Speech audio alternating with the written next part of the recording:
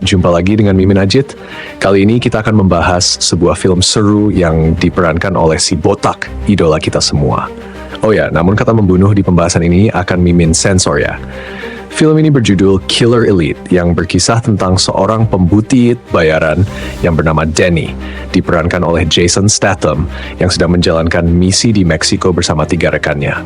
Selama mengti target, Danny mengalami trauma setelah anak orang itu menyaksikan tindakannya.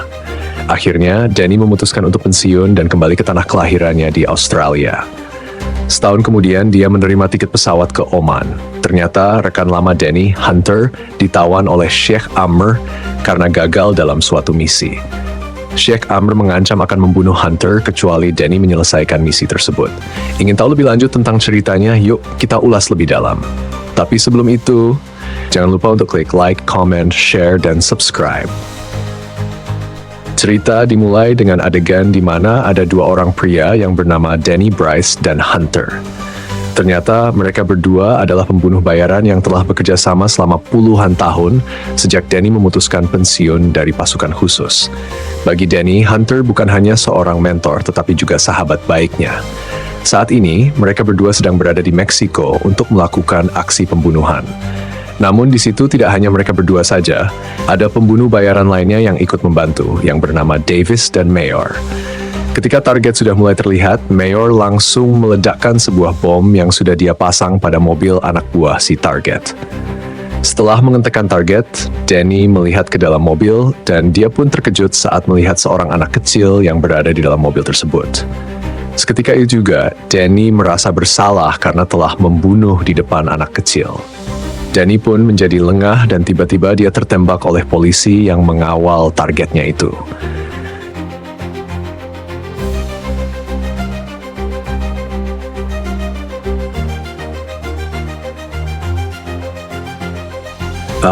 Saat di tengah perjalanan, Danny mengatakan kalau dia tidak mau membunuh lagi. Dia memilih untuk berhenti dari pekerjaan kotor ini. Waktu pun berlalu hingga 1 tahun kemudian terlihat Danny yang terbangun dari tidur dan masih menikmati masa pensiunnya dengan hidup menyendiri di hutan Australia. Namun tiba-tiba Danny mendapat kiriman sebuah foto dari agennya. Foto itu menunjukkan bahwa Hunter sedang disandera oleh mafia Raja Minyak Arab. Danny pun merasa sangat geram dan tidak terima karena sahabat baiknya disandera.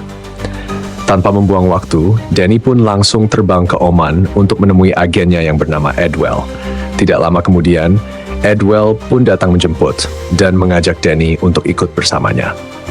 Sebelum menjelaskan apa yang sebenarnya terjadi, ketika dalam perjalanan, Edwell menceritakan kalau Hunter telah gagal dalam menjalankan misi dari kliennya yang merupakan ketua suku sekaligus mafia minyak kaya raya.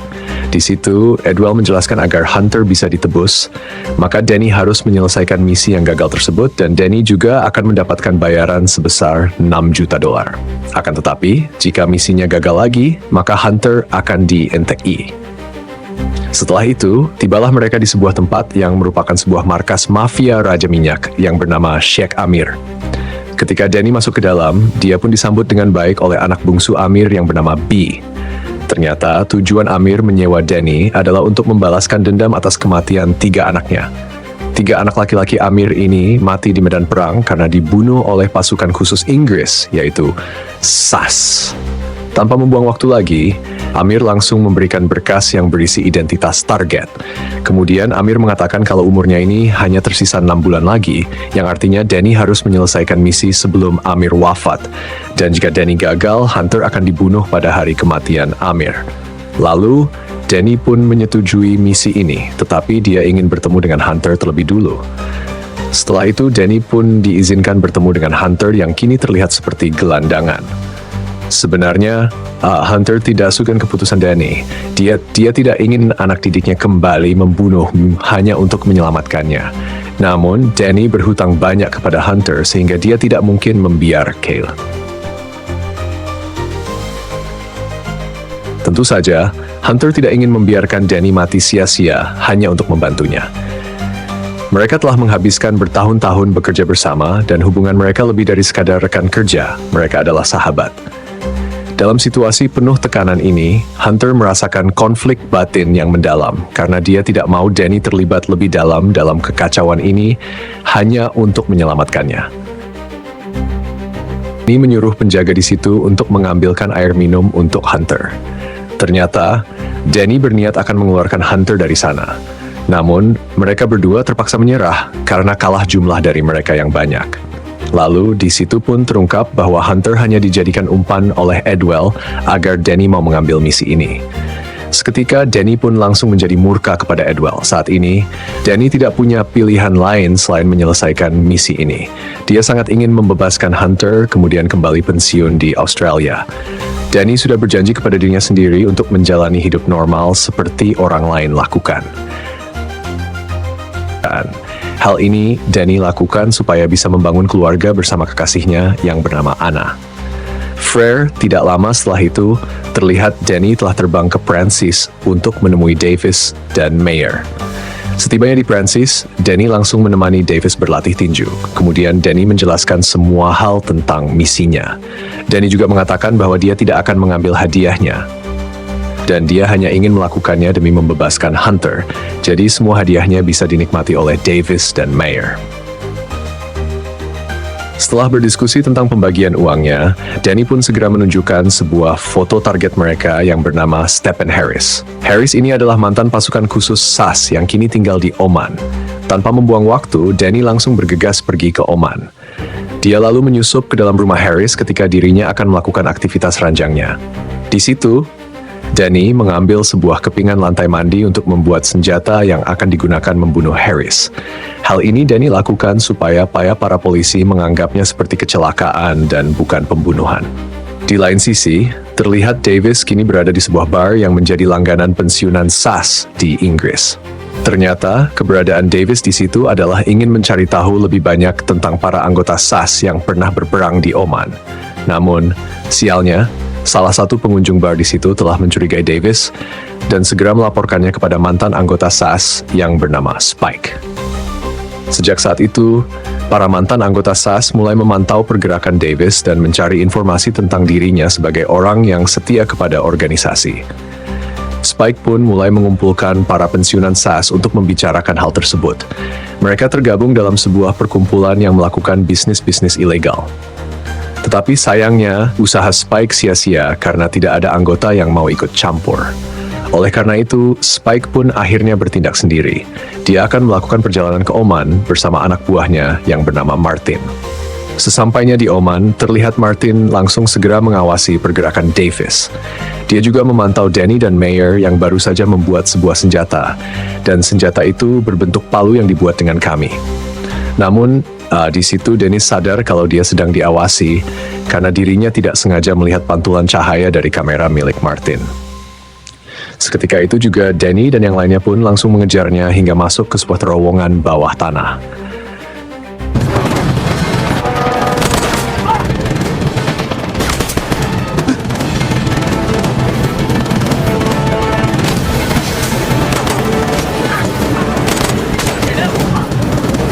Keesokan harinya, Davis bertugas untuk mengempeskan mobil milik pacar Harris agar wanita tersebut tidak melihat kematian Harris.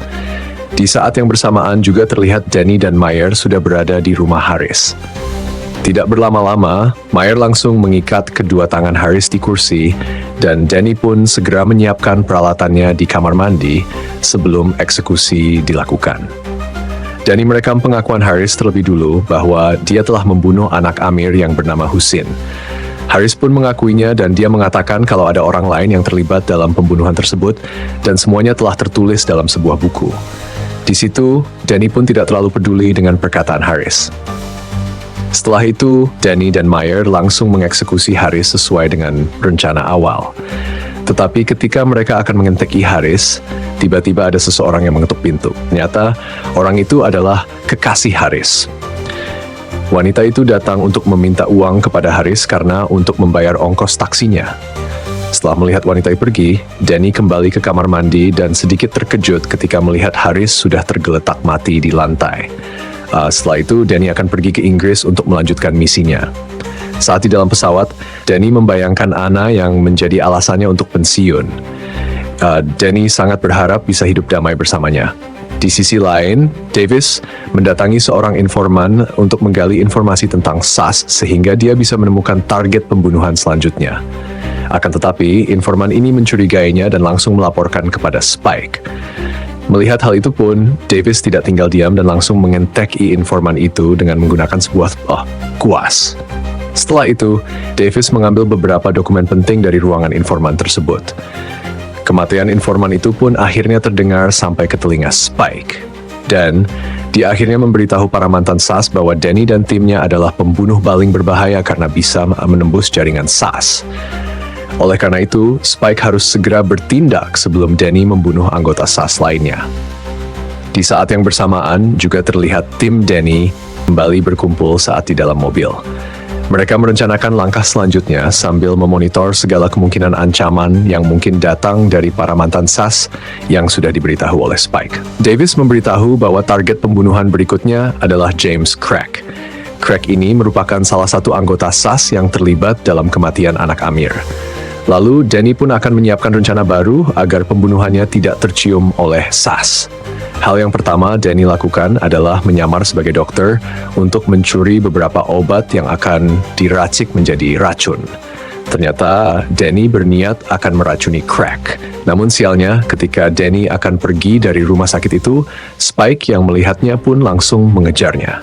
Kemudian Danny mengalihkan Spike untuk masuk ke dalam ruangan kosong, lalu Danny menyerangnya secara bertubi-tubi. Namun sayangnya, Danny tidak punya banyak waktu untuk membunuh Spike karena dia akan pergi menemui Davis dan Mayer di tempat persembunyiannya.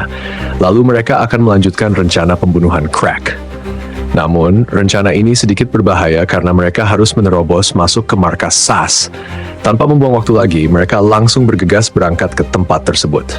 Di situ, Danny akan menyamar sebagai tentara pelatihan karena Crack akan terlibat dalam kegiatan ini. Ketika Danny sudah masuk, dia segera memasukkan racun ke dalam gelas kopi milik Crack. Kemudian, terlihat Danny mengikuti pelatihan SAS yang dilaksanakan di tengah hujan salju. Tidak lama kemudian, Crack pun terjatuh ketika sedang berjalan. Lalu, Danny pun menghampirinya dan merekam pengakuan Crack bahwa dirinya terlibat dalam pembunuhan anak Amir. Kemudian, rekaman ini pun langsung dilihat oleh Amir. Kabar kematian Crack pun akhirnya disiarkan di beberapa media televisi.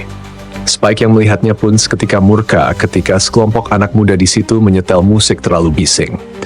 Di lain tempat, Edwell kembali menemui Danny. Di situ, Edwell bermaksud untuk memberitahu nama dari target berikutnya yang bernama Simon Mann. Lalu di situ, Davis sedikit ragu untuk melanjutkan misi. Namun demi Hunter, mereka harus segera menyelesaikannya. Keesokan harinya, Danny menghubungi Anna sebelum melanjutkan misinya. Danny berjanji akan segera kembali pulang. Namun di situ Anna sedikit bingung dengan identitas Danny yang sebenarnya, dan Danny meyakinkannya dengan akan memberitahu pekerjaan aslinya. Setelah semua urusannya setelah selesai menghubungi kekasihnya, Danny kemudian masuk ke dalam mobil Davis dan mengawasi gerakan Mann. Ternyata Mann ini adalah seorang mayor dan telah pensiun 4 tahun yang lalu. Walaupun kini Mann sudah tidak dalam usia muda lagi, tetapi dia masih sanggup menjatuhkan para berandalan yang telah menggores mobilnya. Tidak lama kemudian, tiba-tiba Spike muncul dan melerainya. Seketika itu juga terjut melihatnya. Akhirnya dia mengikuti Spike sampai ke sebuah gedung kosong. Sementara itu, Danny memberikan uang kepada anak kecil di situ supaya mau memberitahu identitas Spike selanjutnya. Danny mulai mendiskusikan strategi untuk mengeksekusi Mann. Namun, aksinya kali ini dia harus bermain aman karena Mann akan diawasi oleh Spike. Hal itu juga akan menyulitkan Danny dalam merekam pengakuan Mann. Oleh karena itu, Danny berencana untuk membuat rekaman palsu dan dalam rekaman tersebut, Davis akan berpura-pura menjadi Mann. Di tempat lain, Edwell sudah mengetahui identitas Spike. Kini, dia meminta bantuan kepada rekannya yang bernama Mwick. Dia ini adalah mantan tentara Inggris yang sangat mengenal dengan kelompok mantan SAS. Di situ, Edwell mengatakan bahwa dirinya ingin Spike dan kelompoknya tidak mengganggu pekerjaan Danny dan timnya. Tidak lama kemudian, Mwick langsung segera menemui salah satu anggota kelompok SAS yang bernama Goling. Mwick di situ membujuknya agar tidak mengganggu misi Danny dan Goling pun menyetujuinya. Lalu, Goling segera mengumpulkan semua anggota kelompok SAS dan mendiskusikannya. Di situ, Goling pun mulai menghasut semua anggota agar mengabaikan rencana Spike, dan hal ini pun telah membuat Spike kesal. Kemudian, memutuskan untuk keluar dari kelompok ini. Di sisi lain, terlihat Danny dan yang lainnya sedang menyusup ke sebuah garasi truk. Meyer lalu mulai memasang alat kendali jarak jauh di bawah truk yang nantinya truk ini akan melintas di jalan yang sama dengan jalan yang biasa dilewati oleh McCann, sehingga mereka bisa mengendalikan truk tersebut untuk menabrak mesin. Dengan begitu, kematiannya akan dianggap sebagai kecelakaan lalu lintas. Di situ mereka juga mendapatkan rekan baru yang bernama Jack. Keesokan harinya, mereka mulai beraksi dan pada aksi kali ini, Meyer yang akan mengendalikan truknya. Sedangkan yang lainnya akan mengawasinya dari kejauhan. Tidak lama kemudian, terlihat Men pun sudah mulai mendekat dan Meyer langsung memblokkan truknya hingga menabrak mobil yang dikendarai M. Walaupun misinya berhasil, Meyer dan Jack ketahuan oleh anak buah Spike yang langsung mengejarnya. Ketika Meyer tersudut, di situ Jack memutuskan untuk menembak anak buah Spike. Melihat temannya mati seketika, Danny langsung murka kepada Jack. Tetapi, dia tidak punya waktu banyak untuk mengurusi hal ini. Kemudian, Danny mengambil sebuah radio komunikasi dari mobil anak buah Spike, lalu dia menyuruh Jack untuk menghubungi Edwell agar bisa membersihkan kekacauan ini. Setelah itu, Danny dan Jack saling berpamitan karena sudah selesai. Di lain tempat, terlihat Spike yang semakin emosi dengan Danny dan timnya, apalagi setelah dia tahu kalau anak buahnya telah di-NTI oleh mereka. Di waktu yang bersamaan juga, Dee sedang berada di hotel dan telah menyewa artis ranjang empuk kepada seorang pelayan di hotel tersebut. Namun, ternyata pelayan itu adalah mata-mata Spike dan dia pun langsung melapor lokasi Davis saat ini.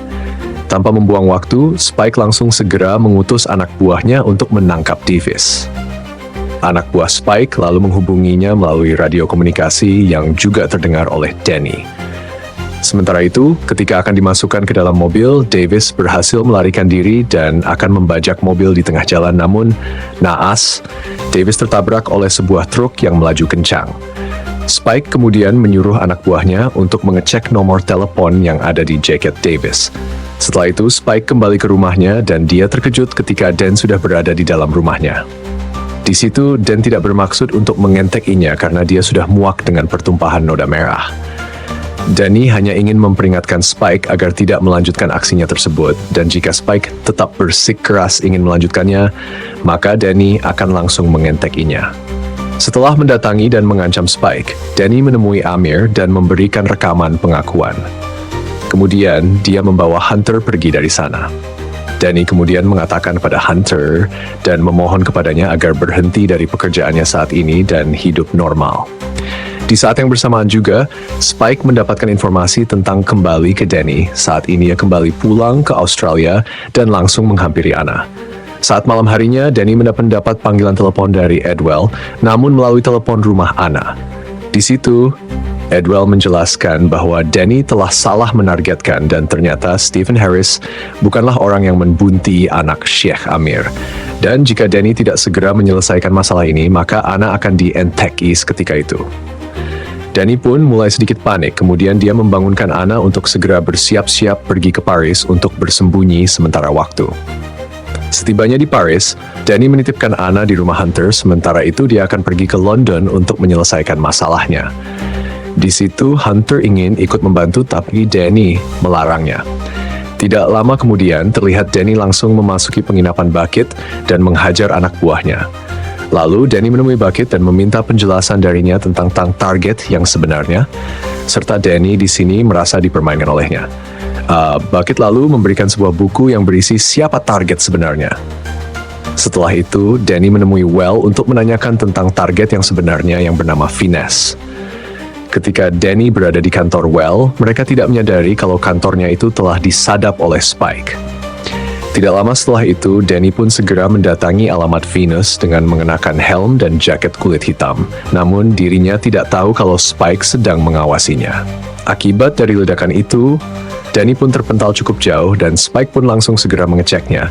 Dan secara tidak disangka, mereka terkejut ketika mereka membuka helmnya dan pria tersebut bukanlah Danny melainkan Jack yang telah mensiasati mereka semua. Sementara itu, Danny sendiri sudah berada di dalam ruangan Venus dan langsung menghajarnya hingga pingsan.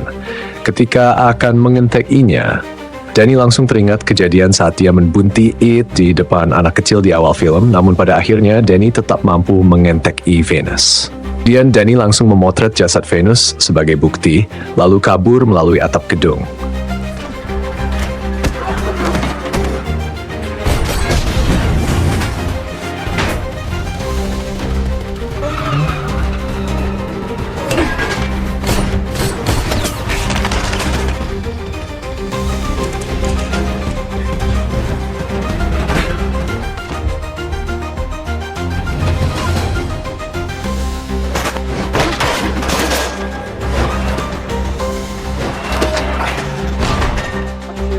Namun sayangnya Danny tersudutkan dan mau tidak mau dia harus menyerah.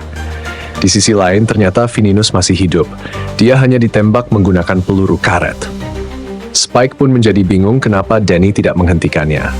Kemudian Spike di situ menginterogasi Danny untuk memberitahu siapa dalang di balik pembunuhan mantan anggota SAS.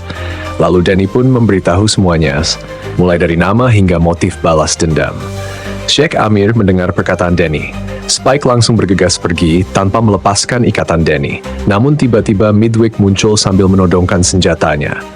Dia lalu memaksa Spike untuk memborgol tangannya. Di situ terungkap bahwa Midwick adalah pejabat pemerintah Inggris yang diutus untuk membubarkan kelompok mantan anggota SAS dan menghentikan aksi Spike. Selain itu, Midwick juga menjelaskan kepada Danny bahwa dalang dari semua ini adalah Bucket. Diketahui Bucket telah menandatangani kesepakatan dengan pihak Inggris terkait bisnis perminyakan, padahal ketiga kakaknya telah berkorban di medan perang.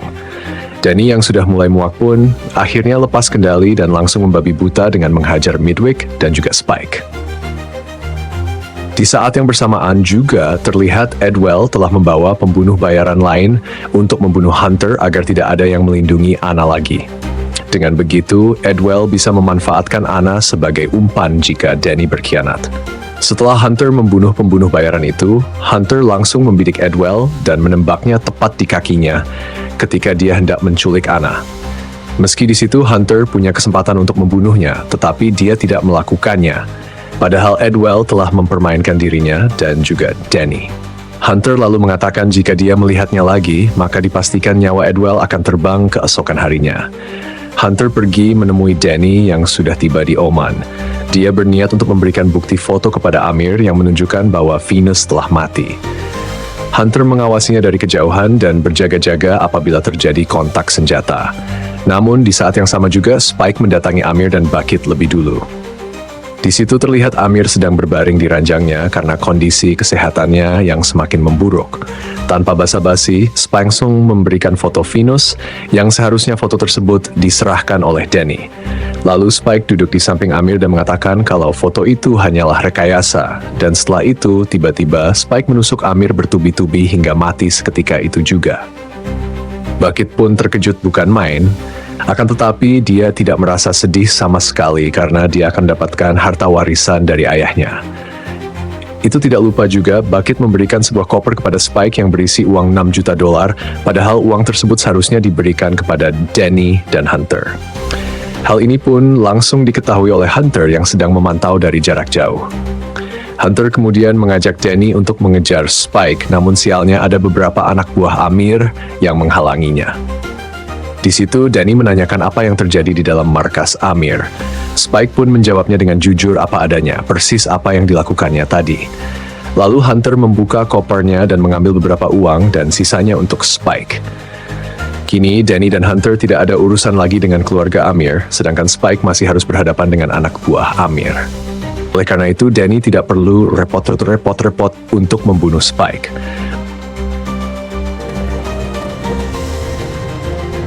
Beberapa waktu kemudian, setelah itu Danny pun kembali ke Paris untuk menjemput sang kekasih. Film pun selesai dengan sangat damai dan sejahtera. Mana? Filmnya seru bukan? Jika Anda suka, jangan lupa untuk like, comment, dan subscribe ke channel Agitprop agar kami makin semangat membuat konten. Ingat, tontonlah filmnya secara legal ya. Sampai jumpa pada video berikutnya. Ciao!